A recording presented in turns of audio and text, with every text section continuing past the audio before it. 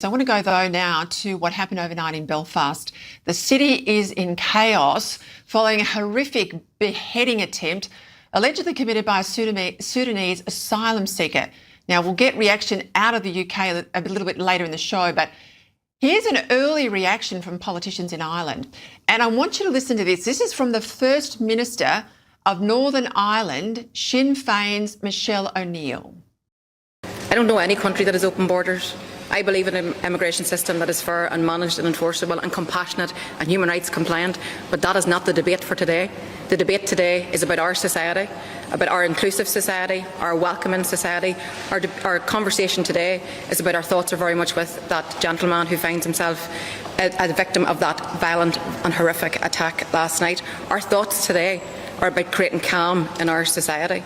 So I think the message from here, from this platform, is very consistent, and I have no truck with your fake news. Yeah, no truck with fake news, she calls it. Well, joining me now, my panel, senior reporter Carolyn Marcus and senior fellow at the Menzies Research Centre, Nick Cato. Well, Nick, I mean, it's not fake news when you have yet another race-related event in the United Kingdom. It's right. And what an incredible transformation Sinn Féin have undergone since they were essentially the political wing of the IRA. You know, when I was growing up in the 70s in Britain, Belfast was renowned for horrible crimes, nasty, brutish crimes.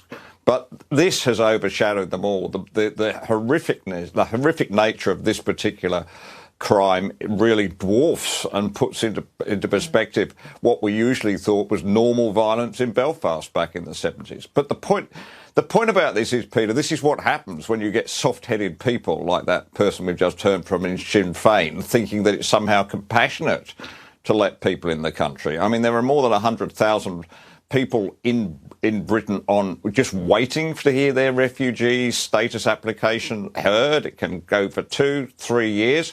I met a guy there who's been living in a 4-star airport hotel near Heathrow for 4 years. It is not good for anybody. And Britain needs really to wake up and take strong action and get these people out of the country if they have no claim for refugee status, as it appears most of them do not. Nick, I saw some commentators. I'll just go back to the point you made there about the period of the Troubles, really. I saw some commentators, I was watching a lot of this overnight, saying that, you know, there was a particular street in Belfast where the Catholics would line up against the Protestants. And this street, last night, there were images of people out in that street basically coming together, Irish people coming together.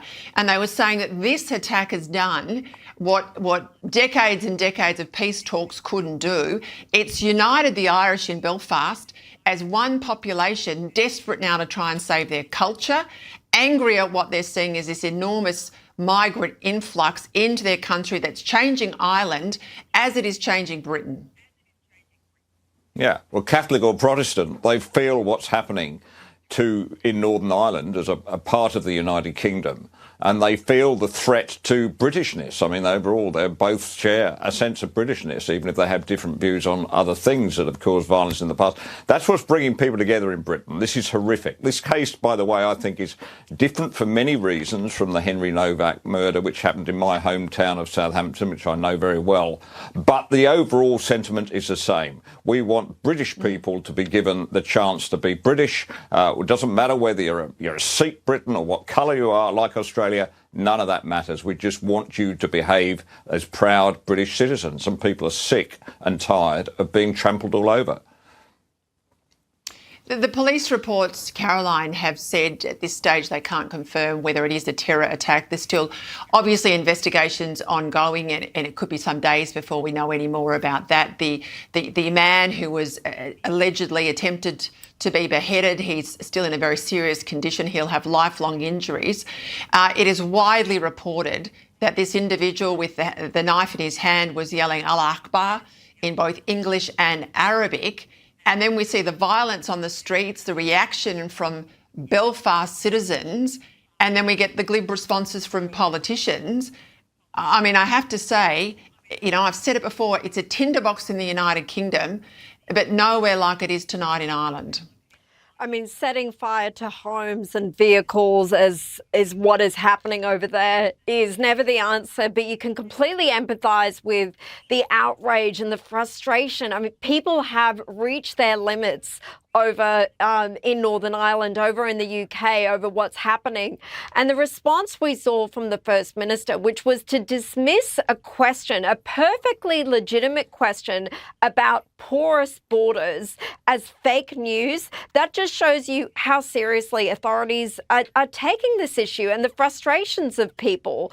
We have the same issue here with unchecked immigration, of course, and the same sort of response from authorities not to confront it head on because they're afraid of being labelled racist. What's happened in Belfast is you have this Sudanese suspect who reportedly travelled through a number of cities to get to Belfast, where he applied for asylum and was granted leave to remain in the country till 2028. And this is how he allegedly repays that. This is the act that he allegedly carried out to express his gratitude for having been granted refuge. So no wonder people are feeling absolutely frustrated, and they are taking it out in this violent way.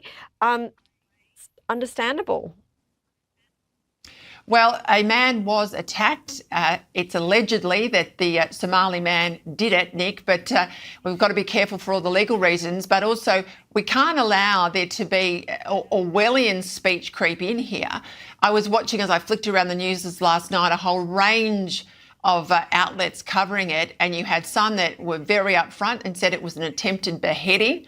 Others were saying it was knife crime, it was a stabbing. Now, we all saw the imagery with Islamic State, the very theatrical and public beheadings of anyone they didn't agree with, staged for mass terror. There are very different things between someone being stabbed and someone that allegedly is beheaded or attempted to be beheaded on the streets of London in a political move or a terror-related move. And we're not getting straight talk from politicians. We're not getting straight talk from some in the media either. No, exactly right, Peter. And yeah, I mean, look, we don't know. We weren't there. We didn't see it close up. We haven't seen the full story. We don't know about this guy's background, but it certainly looked like more than an average stabbing, if there is such a thing. But putting all that aside, it doesn't really matter. The severity of the crime doesn't matter. I want to know, what did British authorities know about this guy? Did they know he was dangerous? Why wasn't he in detention somewhere? Why wasn't he out of the country? All these things are yet to come out, Peter, and I guarantee that when they do, they're not going to make us any more happy or relaxed about what's happening in the UK, you know, in the country I was born in and grew up in and still proud of. It's just horrifying what is happening there. And in the end, it just comes down to authorities that are not doing their job. They're not prepared to do what government should do and keep their people safe.